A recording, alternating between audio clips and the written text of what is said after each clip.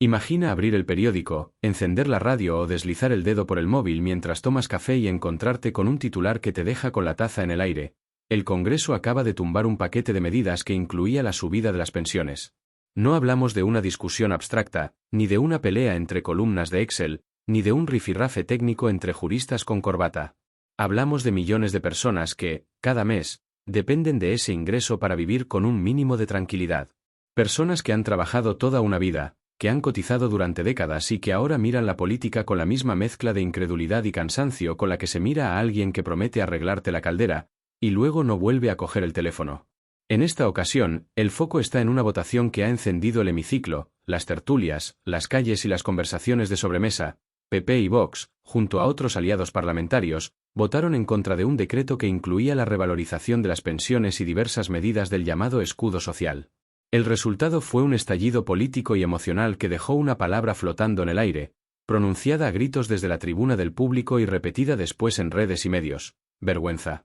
Hoy vamos a recorrer lo ocurrido con calma, con datos, con contexto, con una pizca de ironía, porque a veces es la única manera de no tirar la televisión por la ventana, y con la seriedad que exige hablar del futuro económico de millones de personas. La escena en el Congreso fue cualquier cosa menos rutinaria.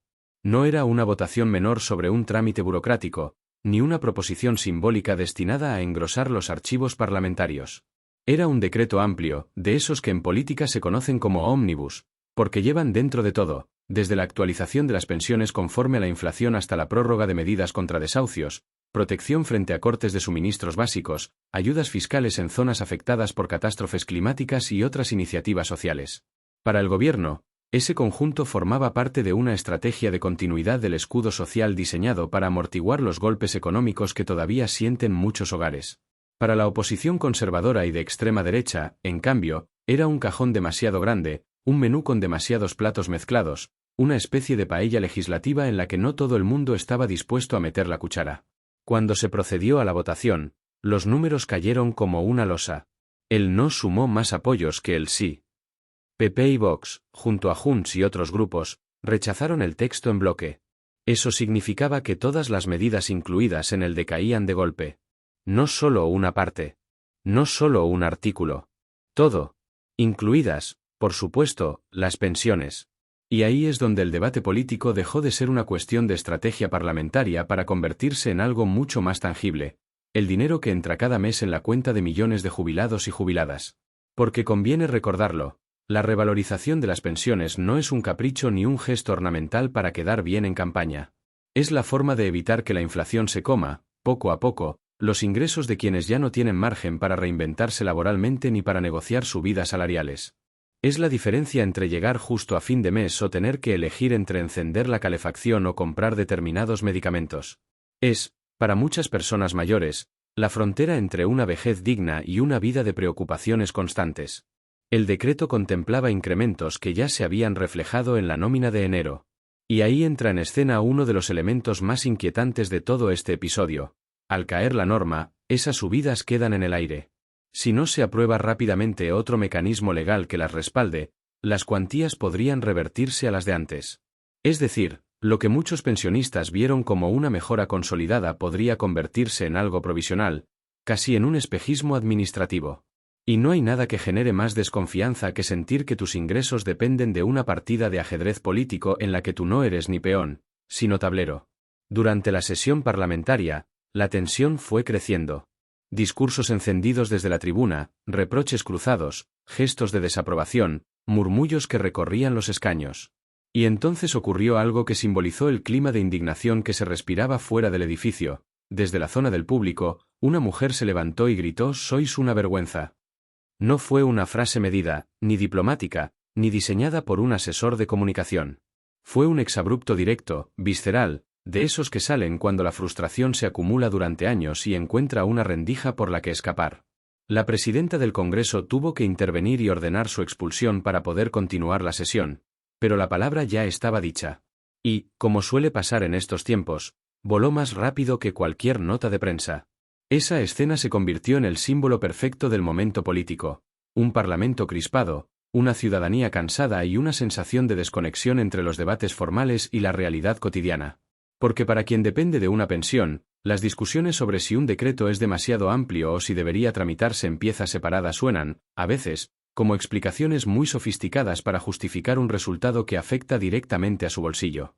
Los portavoces del Partido Popular insistieron en que su voto no era contra la subida de las pensiones en sí, sino contra la forma en que el gobierno había empaquetado la medida junto a otras que consideran inaceptables. Argumentaron que mezclar asuntos tan distintos obliga a elegir entre apoyar cosas con las que no se está de acuerdo o rechazar otras que podrían respaldar. Según su versión, estarían dispuestos a votar a favor de una revalorización de pensiones si se presentara en un texto específico, separado del resto del paquete. Desde Vox, el discurso fue todavía más crítico con el conjunto del decreto. Cuestionaron el alcance del escudo social, hablaron de efectos negativos sobre propietarios y empresas, y volvieron a poner sobre la mesa la sostenibilidad del sistema de pensiones, reclamando reformas profundas y estructurales. Para ellos, el problema no es solo el incremento puntual, sino el modelo completo. Desde el gobierno y los grupos que apoyaron el decreto, la lectura fue radicalmente distinta. Se acusó a PP y Vox de bloquear medidas sociales esenciales y de usar a los pensionistas como rehenes en una estrategia de desgaste político. El presidente del Ejecutivo fue especialmente duro en sus declaraciones públicas, señalando que la oposición había votado en contra de la protección de millones de personas mayores y familias vulnerables. En ese intercambio de reproches, la palabra responsabilidad se repitió tanto que casi parecía que alguien la había puesto en bucle. Aquí es donde conviene hacer una pausa y mirar el cuadro completo. En política parlamentaria es habitual que los partidos voten en bloque contra textos complejos por desacuerdos parciales. No es algo nuevo ni exclusivo de un color ideológico. El problema surge cuando lo que está dentro del paquete afecta de forma tan directa a la vida de la gente. Porque, en ese caso, la percepción social pesa tanto o más que la justificación técnica. Puedes explicar durante horas que tu voto responde a una estrategia legislativa, pero si el resultado práctico es que millones de personas temen perder parte de su pensión, la explicación suena, como mínimo, insuficiente. Y es ahí donde entra el humor, no para banalizar, sino para retratar lo absurdo de algunas situaciones. Porque hay algo casi surrealista en que una discusión sobre el método legislativo acabe traduciéndose en angustia para quienes solo quieren saber si podrán pagar la factura de la luz. Es como si dos mecánicos se pelearan sobre la mejor manera de arreglar un coche mientras el conductor, sentado dentro, ve cómo se queda sin frenos cuesta abajo. Muy técnico todo, sí, pero igual convendría pisar el pedal y frenar primero. Las consecuencias del rechazo del decreto no se limitan a las pensiones. También quedan en suspenso otras medidas destinadas a proteger a colectivos vulnerables, la prórroga de la prohibición de desahucios en determinados casos, la protección frente a cortes de suministros básicos, ayudas fiscales para personas afectadas por fenómenos climáticos extremos. Todo eso formaba parte del mismo paquete, al caer este, se queda sin cobertura legal inmediata. De repente, familias que contaban con esas salvaguardas vuelven a un escenario de incertidumbre. Y la incertidumbre, en contextos económicos ajustados, es casi tan dañina como un recorte directo. Desde el Ejecutivo se ha insistido en que se están explorando alternativas para volver a sacar adelante la revalorización de las pensiones y otras medidas sociales. Entre las opciones que se barajan está fragmentar el paquete y presentar decretos o leyes más específicas, centradas en un solo asunto, para intentar recabar apoyos suficientes. Pero en política, como en la cocina, no basta con decir que vas a preparar otro plato. La gente quiere saber cuándo se sirve y si llegará caliente. Mientras tanto, los pensionistas miran el calendario con más atención de la habitual. Cada fin de mes se convierte en una fecha clave. Cada declaración de un ministro o de un líder de la oposición se analiza al milímetro.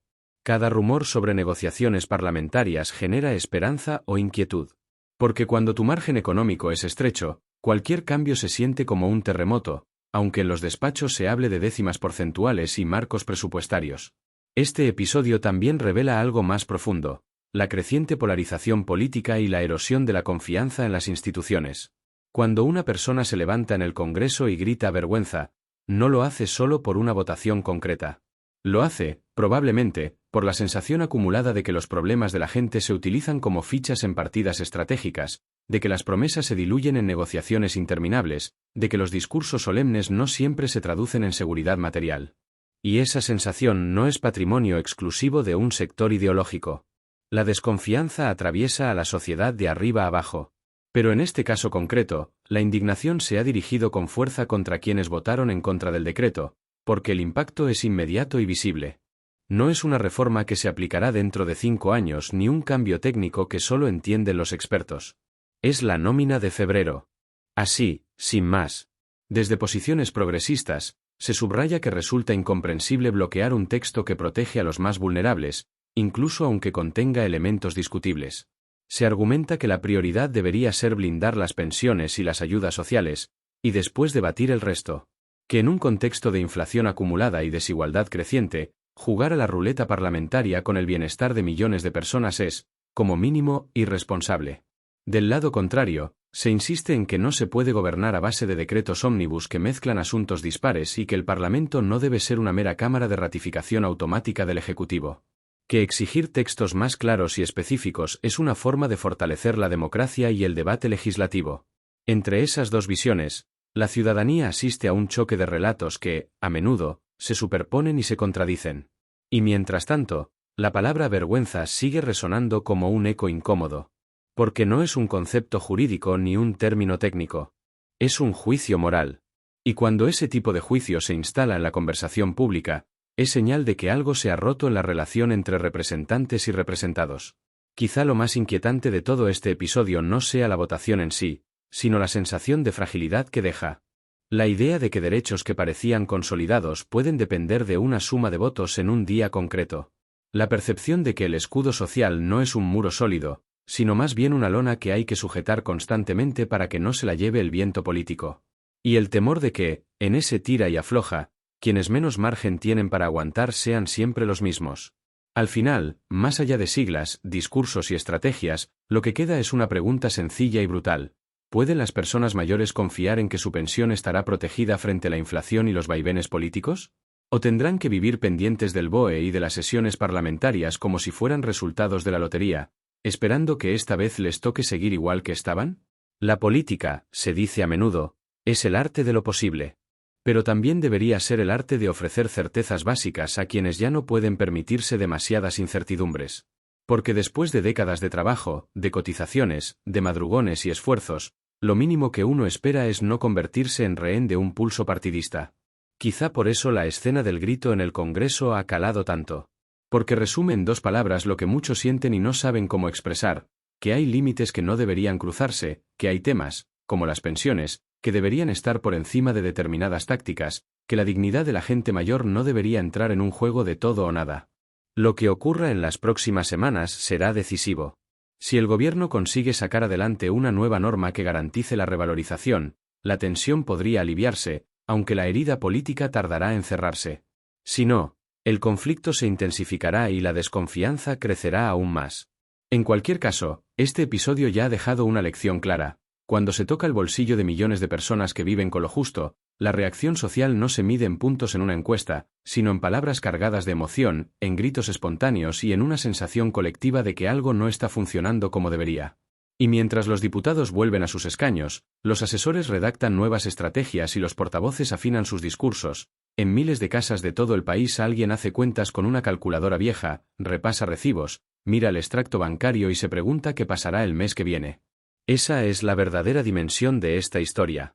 No la coreografía parlamentaria ni los titulares grandilocuentes, sino la vida cotidiana de quienes esperan que la política, por una vez, esté a la altura de sus necesidades más básicas.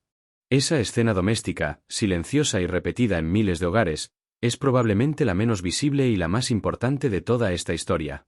Porque mientras en el Congreso se intercambian reproches con micrófono y cámara, en los pisos pequeños, en las casas de barrio, en pueblos donde el invierno aprieta y la calefacción no es un lujo sino una necesidad, la política se traduce en números escritos a boli sobre un papel reutilizado por detrás. Una pensión base, la subida aplicada en enero, el miedo a que desaparezca en febrero, el recibo de la luz, la farmacia, el seguro, la comida. No hay metáforas grandilocuentes ahí, solo sumas y restas. Y cuando las restas empiezan a ganar terreno, el estómago se encoge un poco, aunque nadie lo diga en voz alta. Muchos pensionistas ni siquiera siguen el debate parlamentario con detalle. No saben exactamente qué es un decreto ómnibus, ni cómo funciona una convalidación en el Congreso, ni cuántos votos hacen falta para que una norma siga viva. Lo que saben es que alguien en la televisión dijo que su pensión iba a subir, luego vieron reflejado ese aumento en la cuenta bancaria y ahora escuchan que puede que no sea definitivo. Esa secuencia es suficiente para generar desasosiego. Porque en la vida cotidiana, cuando algo entra en tu presupuesto mensual, lo incorporas mentalmente. Quizá decides permitirte una fruta más cara, encender la calefacción una hora extra, comprar un medicamento sin retrasarlo una semana. Quitar eso después no es neutro. Es un golpe pequeño, sí, pero constante, como una gotera que no moja de golpe pero termina calando. En asociaciones de jubilados, centros de mayores y bares donde se juega la partida de cartas de cada tarde, la conversación gira en círculos. Alguien comenta lo que ha oído en la radio, otro replica lo que dijo un tertuliano, un tercero recuerda que esto siempre hace lo mismo, y otro, más prudente, pide esperar a ver en qué queda todo.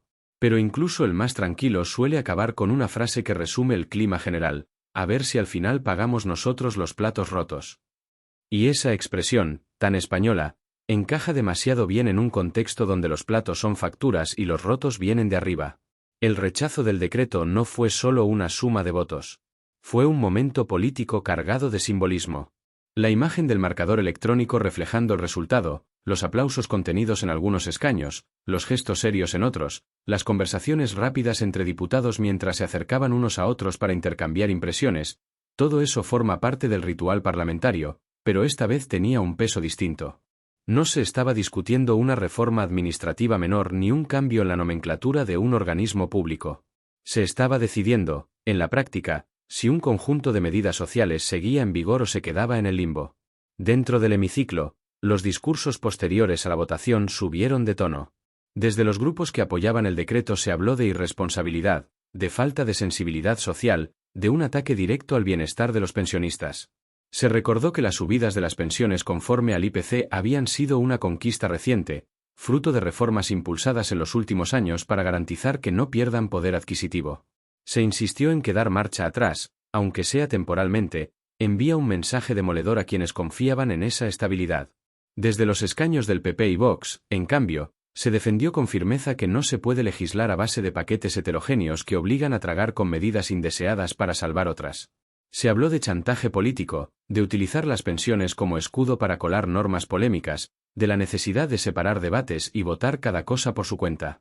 Algunos diputados incluso reprocharon al gobierno que estuviera utilizando el miedo de los pensionistas como arma retórica, una acusación que, por supuesto, fue respondida con igual contundencia desde el otro lado. Ese intercambio de acusaciones dibuja bien el clima actual de la política española. Trincheras bien excavadas, discursos dirigidos tanto al adversario como a la cámara que retransmite en directo, y una sensación constante de que cada gesto tiene más que ver con la narrativa pública que con el acuerdo real. Mientras tanto, en los pasillos del Congreso, asesores y periodistas se movían de un grupo a otro buscando declaraciones rápidas, titulares que resumieran la jornada en una frase potente, gestos de tensión captados por las cámaras. El engranaje mediático se puso en marcha casi al mismo tiempo que se apagaban los micrófonos del Pleno. Fuera del edificio, el ambiente tampoco era indiferente. Aunque no se trató de una gran movilización en ese momento concreto, sí hubo presencia de colectivos atentos a lo que ocurría dentro, comentarios airados, conversaciones encendidas.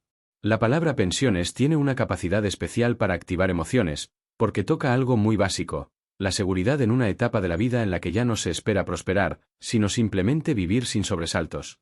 Y es aquí donde el humor sutil se cuela casi por necesidad, como mecanismo de defensa colectivo.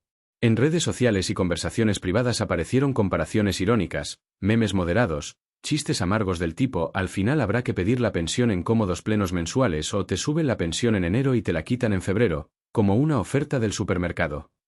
No son risas despreocupadas, sino esa risa seca que sale cuando la alternativa es enfadarse demasiado. Detrás de todo esto hay una cuestión estructural que vuelve una y otra vez al debate público: la sostenibilidad del sistema de pensiones en una sociedad envejecida. España, como otros países europeos, tiene una población cada vez más mayor y una relación entre cotizantes y jubilados que genera discusiones constantes sobre cómo financiar el sistema a largo plazo. Ese debate, legítimo y necesario, suele ser utilizado por diferentes fuerzas políticas para justificar reformas, recortes, ajustes o incrementos. Pero lo ocurrido en el Congreso no iba de una gran reforma estructural, sino de algo mucho más inmediato: una actualización anual para evitar la pérdida de poder adquisitivo. Por eso, muchos analistas subrayan que mezclar ese debate de largo plazo con una votación concreta sobre subidas ya anunciadas genera confusión y malestar.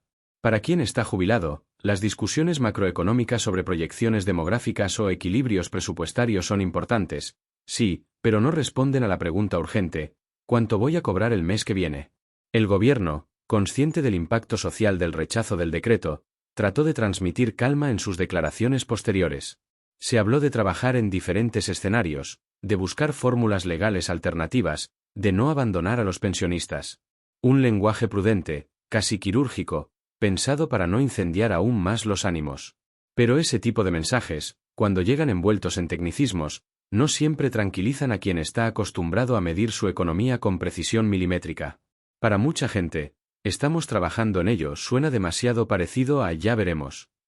La oposición, por su parte, redobló el esfuerzo comunicativo para explicar que no se opone a las pensiones, sino a la forma en que se ha planteado la votación.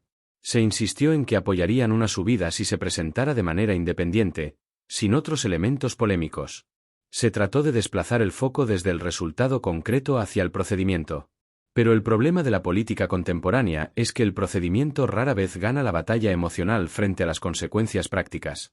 Y ahí volvemos al último rincón de esta historia: el salón de una casa cualquiera, la cocina con la mesa camilla, el televisor encendido de fondo, el extracto bancario sobre la mesa. En ese escenario no se habla de convalidación parlamentaria ni de técnica legislativa.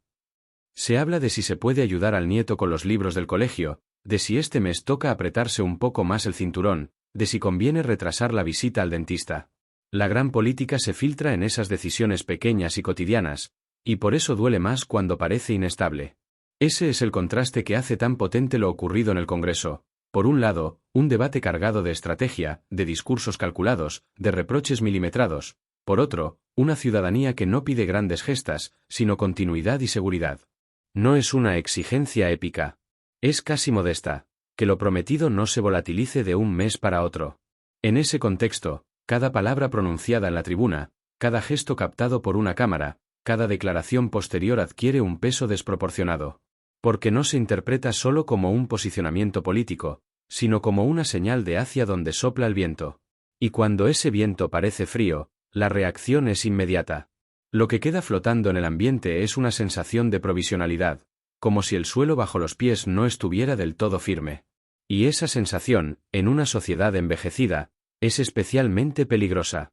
Porque la tranquilidad económica en la vejez no es un lujo, es una condición básica para vivir con dignidad. Sin ella, todo se vuelve más frágil: la salud, el ánimo, la confianza en el futuro. Así, mientras los protagonistas políticos siguen defendiendo sus posturas con vehemencia, la historia se sigue escribiendo en silencio en miles de casas. No con discursos, sino con cuentas hechas a lápiz. No con aplausos o abucheos, sino con suspiros largos y miradas al calendario. Y en ese espacio, tan alejado del ruido parlamentario, es donde se siente de verdad el impacto de una votación que, más allá de siglas y estrategias, ha tocado una de las fibras más sensibles de la sociedad.